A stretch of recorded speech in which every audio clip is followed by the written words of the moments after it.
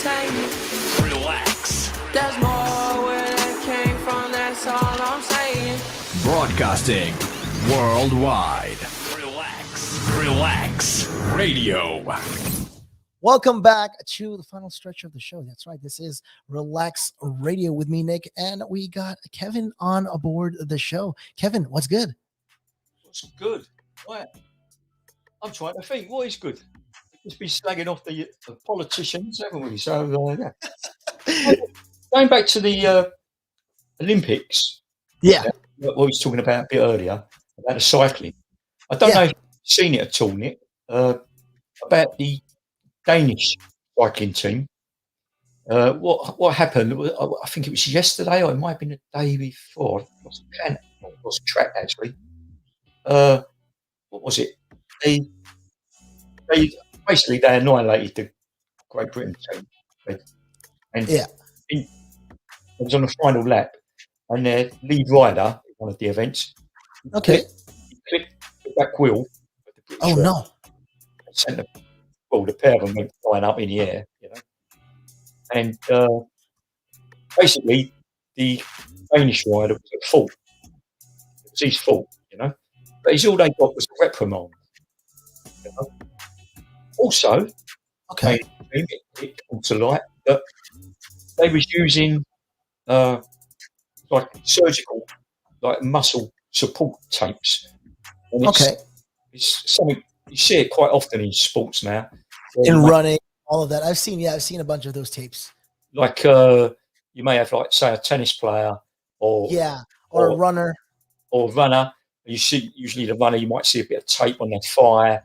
I've seen a couple of those on the lower back. Yeah, where they've suffered like some sort of strain or injury, and it's just a bit of like support.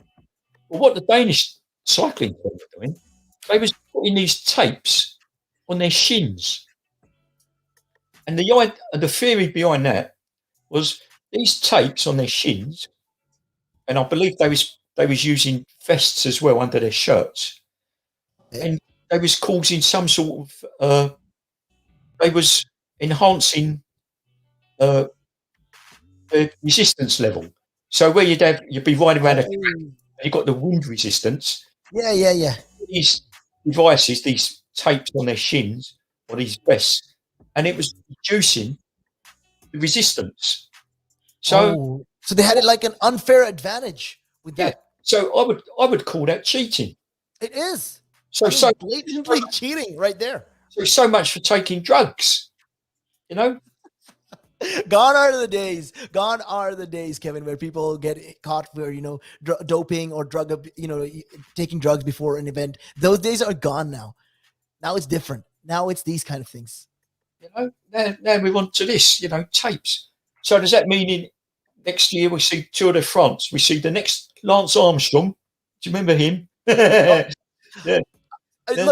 Look, I don't want to bash Lance too much because he was a part of my childhood growing up. I used to watch a lot of Tour de France. Back then, you wouldn't believe, I might not know a lot of cycling, but if I did, it was because of Lance Armstrong back then when I was a kid, right? I admired the guy. I mean, he did some amazing things back then as a kid.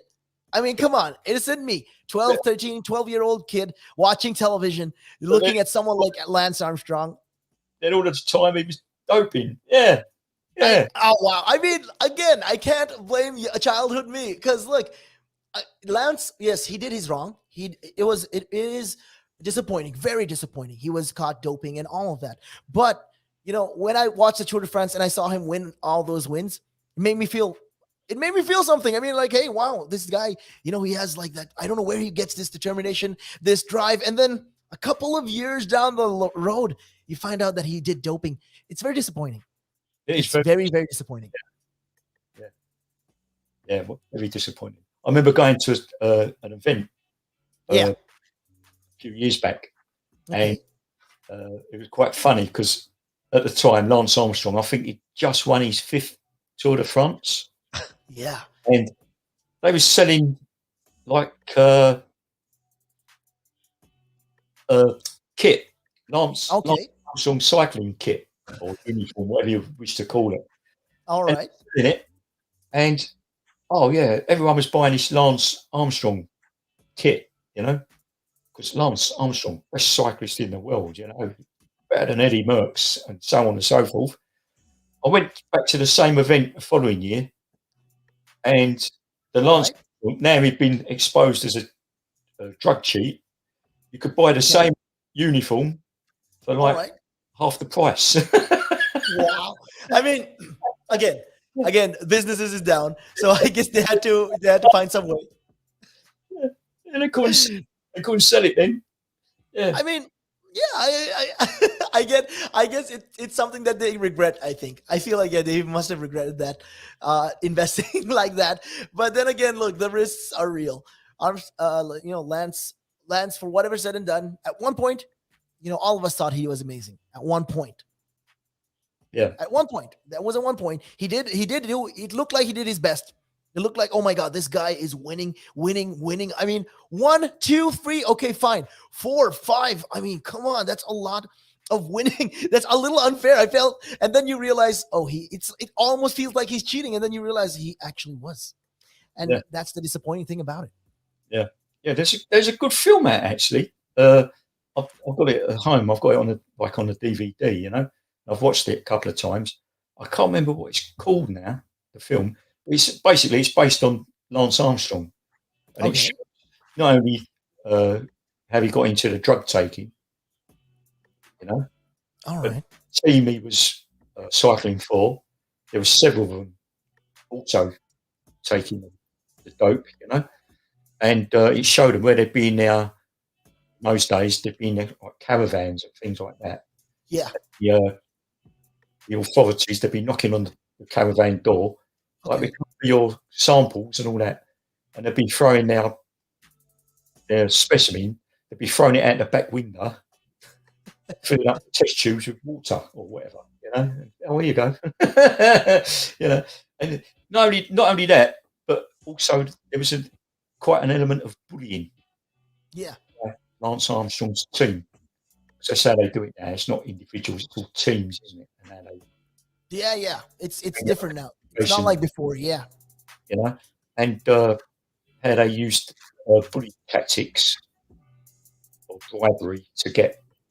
I mean, again, look.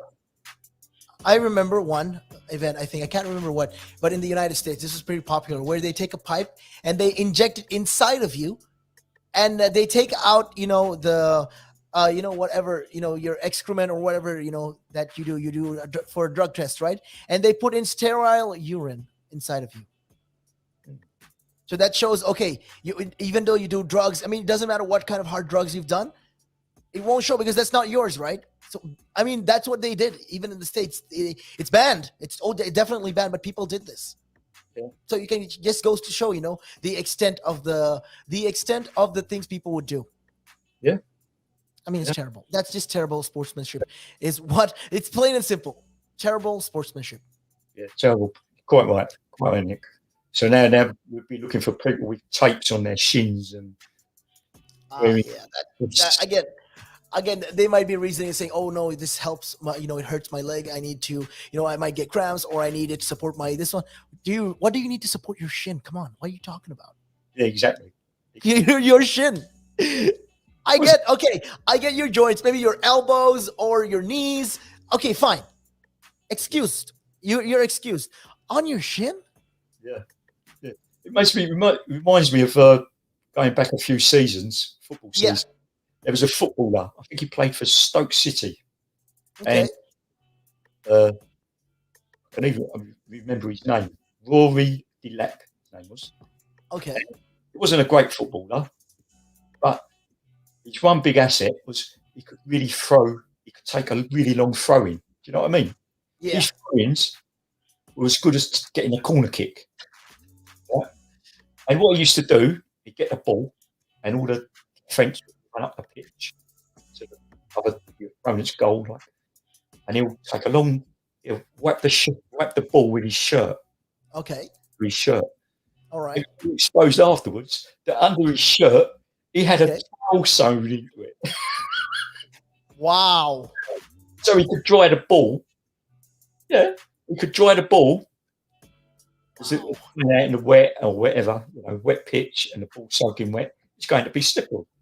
But he Yeah, of would course. grab the ball, so he'd lift up his shirt, he'd put the ball under his shirt, right, give it a good rub round. Then Oh, he wow. amazing. And the amount of goals, like set pieces as they call them, the amount of goals he got from taking these long throw-ins, he'd take a long throw-in and then have a big centre half or centre forward. Wow, that is terrible. I mean, people are thinking that's a ritual, and we've come to accept it as a ritual. You're like, oh, it's his normal ritual, and then you find out, wow. Yeah, he got figured out that under his shirt he had a towel sewn into it. Yeah. The extent that people would go to, definitely the extent that people would go to cheat is just preposterous. It is. It's crazy. I know, but hey, hopefully, but then, like I said, when you look into it, hopefully, the sporting, all of these sporting organizers and all will find different ways also, to tackle these kind of things as well. So unfortunately, yeah, the Danish team might have cheated and they might have put that on their shins, but then, that what's going to happen is it's going to affect the other players. Now there will be some sort of restriction, maybe a ban on using them during sporting events. It's unfortunate, but I guess this is just how it is. Anyways, though, yeah, that's just, how it is. But yeah, anyways, it is about that time that we wrap things up right here. And yeah, the time flies. Time definitely flies really right quick. Here. I know. Once we sorted out the technical difficulties, yeah. Yeah, the technical difficulties aside, I really don't. I tell you, every time you come in to the studio, it feels like a plague. You bring in something is happening. Something is happening behind the mic or on the screen or on. Don't blame me. Don't blame me, mate. No, you're a charming bloke, so it's okay. Nothing to worry about there. Yeah, I'm off now. I'm going to go and have some carrots and Brussels. Okay. You enjoy your carrots and Brussels. Make sure I leave the windows open as well. You know what I mean? You do that. And while you're doing that, don't worry, you can catch us again next week, again on Thursday, right here on Relaks Radio. Me and Kevin keeping you guys company on Real Talk. And with that, my name is Nick. And my name's Kevin. And we're out of here.